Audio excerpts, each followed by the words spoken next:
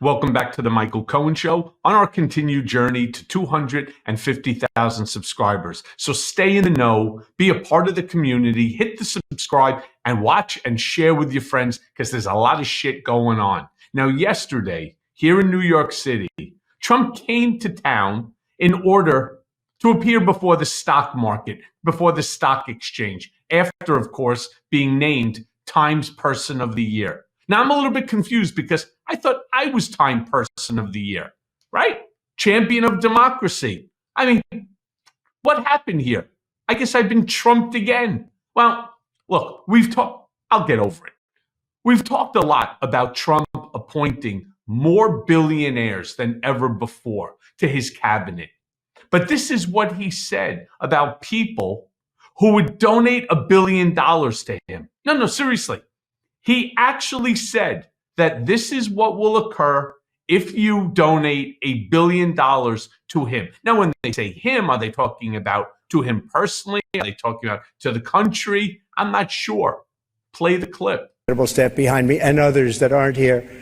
And we're going to do a fantastic job. We're going to create the incentive theory again. In fact, I just announced yesterday, I didn't announce it for this reason, but anybody investing $1 billion or more gets a very expedited approval process because, you know, the approvals, when people come into the country, it takes them, in many cases, 14, 15, 16 years to get the approval. We have Lee is around here someplace. He's in charge of the environment, and that's Lee Zeldin, who ran an incredible race for governor in New York, was a very, very successful guy before that. He was a great congressman, and he's a fantastic lawyer. He's in charge of environmental, and we'll try and push him as much as possible to get those permits very quickly. Like a nuclear power plant, I would say a week would be enough time. What do you think? Is that okay? We're going to get fast approvals, and it's great that we have Lee and all of the people behind. They're all stars in their own way.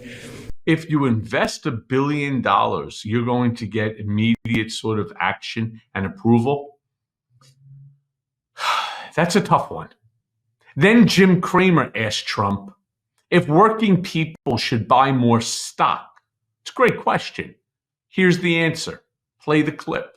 I know you've got a ton of things to do, but what can you say to the working person who owns stocks? Should they buy more stock? Well, I don't want to get into a situation where they do and we have a dip or something, because that can always happen. You know that better than anybody in the world, probably. I think you're the leading authority in going up and going down, but you always end up.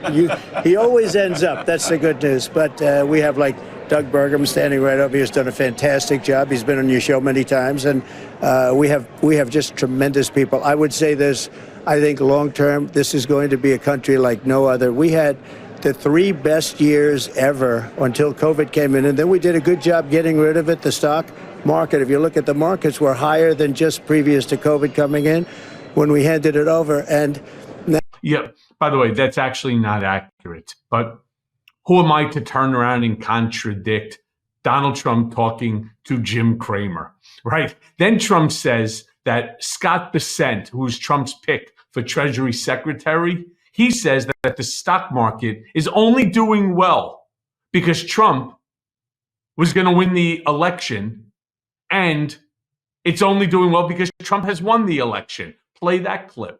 Has done well since the election and even before, and Scott Bessent's done a fantastic job. And one of the things I liked about Scott is that he said long before I even know who he was that the market's only doing well. This is before the election. It's only doing well because they think Trump is going to win.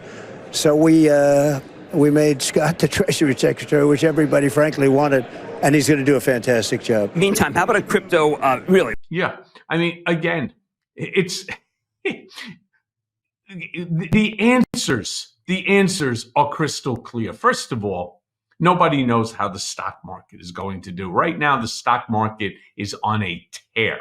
Okay, we've had days up, days down, days up, days down, but the stock market is on a tear. Why? Because they believe that regulation is going to be reduced. They believe that Trump is going to be more favorable to them in terms of taxes and investments. So the stock is artificially rising, but that's how the market goes. And it's unbelievable that he takes the credit for when the stock market while he was the president, that the stock market was rising. Then he takes the credit when ultimately Biden's administration, as right now, the stock market is going up because it's not about these companies. It's all, again, about him. All right. He then goes on and Trump recounts an out of touch story where apples are in the refrigerator aisle in grocery stores. Play that clip. Oil and gas. There is no country in the world that has more. We're number one. I brought it to number one during my first term in terms of production. We're going to be number one plus. We'll do numbers that nobody will really see before. And when that happens, prices are going to start coming down because people can't afford their groceries, and they're going to be affording their groceries very soon. I tell the story about a woman who, an old woman, no money, went to a grocery store, had 3 apples. She put them down on the counter, and she looked, and she saw the price, and she said, "Would you excuse me?" And she walked one of the apples back to the refrigerator and came back to pay for the 2 apples. And she left with 2 apples. And the woman at the counter said that was so sad. And when I heard about the story, I said that should never happen in America. Yeah. By the way, it should never happen, though. I'm not exactly sure that the story is actually true. I'm not even sure what he's trying to say. What happens? And here's really the question that I'd like to posit. What happens when Trump takes office January 20th of 2025 and the price of groceries do not go down? Now, the other day we heard him turn around and say, well, it may not go down. There's a lot of intervening factors that come into play. Yeah, like the cost of picking the apples. What's going to happen when you deport all of those people? Who's going to do it? The guy who's required to get paid $14 an hour, plus health benefits, plus time off, plus workers' compensation. Think about that for a second. Because then on the Abby Phillips show last night, Jeff Bartos, who's former Trump campaign senior advisor, he said that the last 4 years of Trump power was the best economy that this country has ever seen. Once again, great job, Jeff, in terms of blowing smoke up the boss's ass, but it's not accurate. Play the clip. Higher. We had 4 years of President Trump, and we had the best economy in our lifetimes. That's not true. And we had 4 years of Joe Biden. That's not true. I mean, it's just not true. So why say it? How about just say during the 4 years that Trump was in power, that he was president, that we had a great economy? And we did. We had an improving stock market. Things were doing just fine until COVID hit. Why not say that? But everything doesn't always have to be the biggest, the best, the shiniest. It was going well until COVID. Instead, again, it's attempting to blow smoke up the boss's ass so he takes your phone call. Ridiculous. Because then Catherine Rampell goes on and she says that Trump's promise of keeping grocery prices low just won't work out. Like what I was saying before, there are intervening factors. Play that clip. I would love to talk about what Trump plans to do about this and how not only will he fail at his promise at bringing grocery prices down, he will probably drive them up higher for a number of reasons. One of which is that he wants to deport most of our farm labor force. Not only the people who are here who are without authorization, people who are undocumented, but actually we have a lot of workers here who are on visas, temporary, basically seasonal agricultural visas who are here legally, a visa program he wants to end. He wants to deport lots of people from other parts of the food processing system, people who work in meatpacking plants, again, people who are here legally and who are not here legally. Beyond that, he wants to raise tariffs on the food that we bring in from other countries. We get 90% of our avocados from Mexico and something like 2/3 of our fresh tomatoes. These things will drive prices up.